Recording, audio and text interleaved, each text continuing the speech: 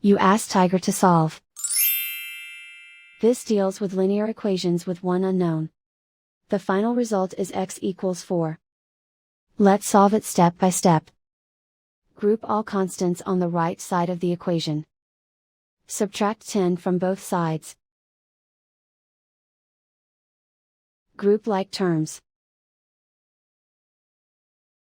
Simplify the arithmetic.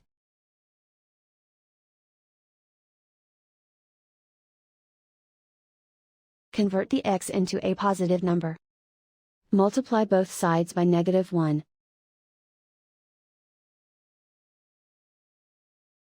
Remove the ones.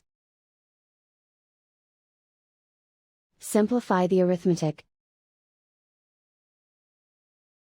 And so the final result is x equals 4.